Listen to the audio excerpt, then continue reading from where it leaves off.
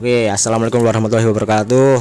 Selamat pagi, selamat malam, selamat siang, selamat sore, teman-teman sekalian. Perkenalkan, nama saya Kois Mustafir Asrofi dari Prodi Pendidikan Bahasa dan Sastra Indonesia, angkatan 2022 dengan NIM 2220110 Di sini saya akan mengerjakan tugas UAS Sejarah Seni Rupa Timur. Ini mata kuliah MPKM ya, teman-teman. Begitu. Nah, di sini saya akan mengajak teman-teman untuk membahas tentang seorang seniman yang bersejarah, tentunya dalam konteks sejarah seni rupa timur ya. Ini khususnya seni rupa Jepang, teman-teman. Ini saya mengambil tokoh seniman Jepang yang namanya itu Katsushika Hokusai. Begitu. Mungkin dari teman-teman ada yang pernah dengar namanya. Nah, si Katsushika Hokusai ini adalah seniman Jepang yang lahir di zaman Edo. Lahirnya beliau di Edo. Edo itu kalau sekarang lebih dikenal dengan yang namanya itu Tokyo, teman-teman. Nah, beliau ini lahir tahun 1760 gitu di Edo, Tokyo itu ya.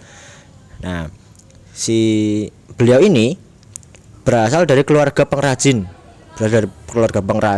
Dan sejak kecil itu sudah tertarik pada seni. Nah, itulah ya, nggak heran kenapa beliau jadi seniman. Begitu. Beliau ini dulu waktu muda, di usia mudanya beliau pernah bekerja sebagai pengrajin balok kayu. Kemudian pada usianya yang ke-18 tahun itu dia menjadi murid seorang yang bernama Katsukawa Shunso. Katsukawa Shunso ini seniman ukiyo-e. Ukiyo itu salah satu genre seni Jepang yang terkenal gitu. Nah, ini juga diikuti oleh si Katsushika Hokusai ini. Nah, Katsushika Hokusai itu mulai membuat ilustrasi untuk buku dan cetakan kayu. Ini setelah berguru dengan Katsukawa Shunso, Katsushika Hokusai ini mulai membuat ilustrasi untuk buku dan cetakan kayu begitu. Kemudian beliau ini juga sebagai seniman beliau hidup sederhana, bahkan beliau juga pernah hidup di kuil begitu.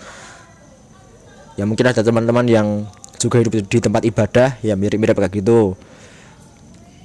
Entah pengurus gereja, pengurus masjid, begitu-gitu mirip. Ini Katsushika Hokusai ini pernah tinggal di kuil begitu. Saking sederhananya begitu. Kemudian mulai masuk ke karya-karyanya beliau. Ini yang paling terkenal yang namanya itu 36 View of Mount Fuji, 36 sudut pandang Gunung Fuji. Jadi ya sesuai namanya, ini tentang Gunung Fuji dan beberapa sudut pandang. Kayak ada The Red Fuji, terus The Great Wave of Kanagawa, itu yang cukup terkenal juga, The Great Wave, gambarnya ombak gitu. Terus ada juga pemandangan-pemandangan lain yang itu termasuk dalam ini tadi 36 View of Mount Fuji, 36 sudut pandang begitu. Kalau bahasa Jepangnya ini Fugaku Sanju Rockei gitu. Itu terkenal banget itu, dan mungkin secara tidak sadar ataupun secara sadar teman-teman pernah melihat salah satu karyanya yang punya bentuknya kayak gitu. Itu dan saya juga merasakan hal itu. Kayak dulu saya sering lihat gambar dengan gaya-gaya seperti ini. Terus ternyata beberapa waktu yang lalu baru tahu, ternyata ini karyanya Katsushika Hokusai gitu. Bahkan gaya seninya itu memang sangat ikonik untuk Hokusai. Sampai saya pernah main game Jepang, game anime judulnya Fate Grand Order. Itu ada karakternya Katsushika Hokusai, dan istilahnya kekuatannya atau jurus pamungkasnya itu gambarannya The Great Wave of Kanagawa dari Fugaku Sanju Rockei itu saking ikoniknya karya Hokusai begitu. Nah, Katsushika Hokusai itu nama seninya, nama gayanya, genre yang dipakai adalah ukiyo-e. Ukiyo-e ini seni cetak blok kayu, teman-teman. Jadi memang khasnya ini ukiyo-e, ini ukiyo, nah kayak gitu. Dan untuk Hokusai sendiri ini gayanya harus tegas dan dengan komposisi yang dramatis begitu. Dan juga Hokusai memadukan realisme dan simbolis di dalam karya-karyanya.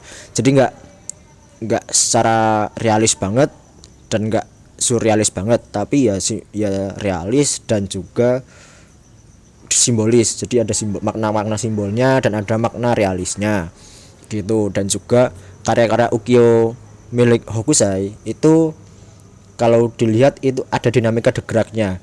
Bukan berarti lukisannya bergerak, bukan berarti karya seninya bergerak, cuma kalau dilihat itu kita bisa paham gerakannya. Kayak contoh The Great Wave of Kanagawa itu kan ombak, dan kita tuh bisa tahu ini bisa membayangkan kalau ini gerak tuh gimana begitu, semacam itulah.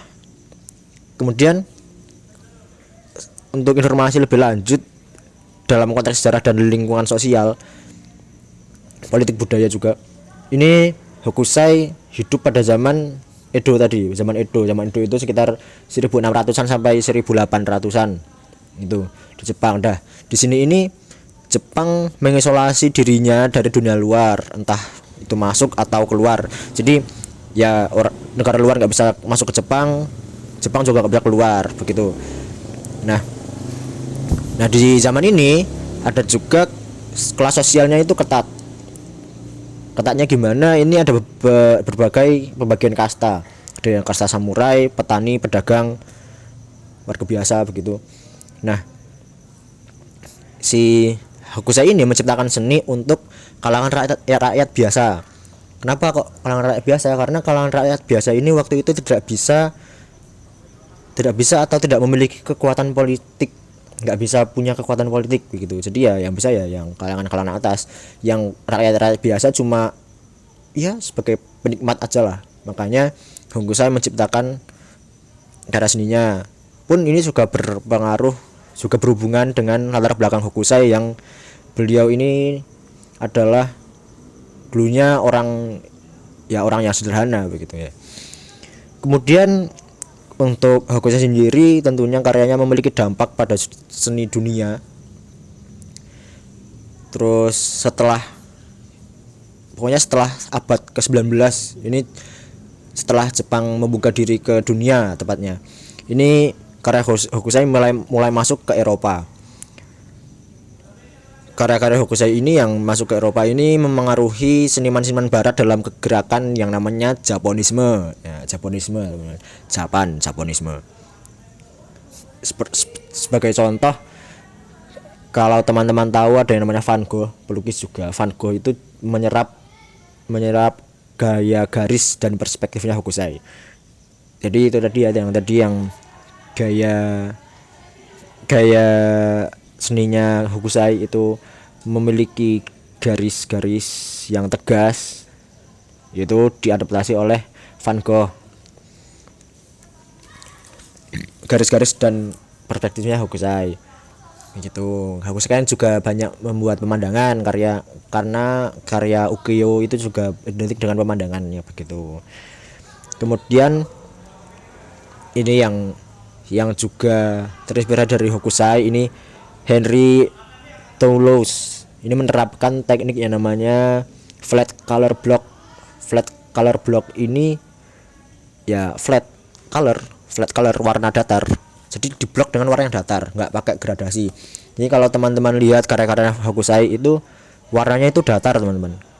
Warnanya itu ya blok tapi datar gitu. Jadi ini diterapkan juga oleh Henry gitu.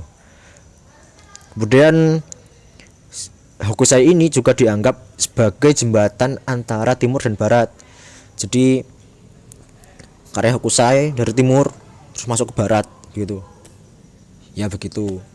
Itu tadi. Nah, itu tadi penjelasan singkat, pembahasan singkat tentang Katsushika Hokusai, seniman Jepang yang tentunya berpengaruh dalam sejarah dan juga sangat legendaris itu teman-teman. Jadi biasanya kalau teman-teman lihat karya-karya seni Jepang itu gayanya biasanya ukiyo-e. Ya gayanya kayak gitulah, kayak Jepang, Jepang. Nah, gitu. Itu ada ciri khasnya begitu teman-teman. Gitu. Ya, mungkin sekian dari saya. Mohon maaf kalau pembahasan nggak jelas karena ya baru belajar begitu ya. Begitu. Sekian, selamat pagi, selamat malam, selamat sore, selamat siang. Wassalamualaikum warahmatullahi wabarakatuh.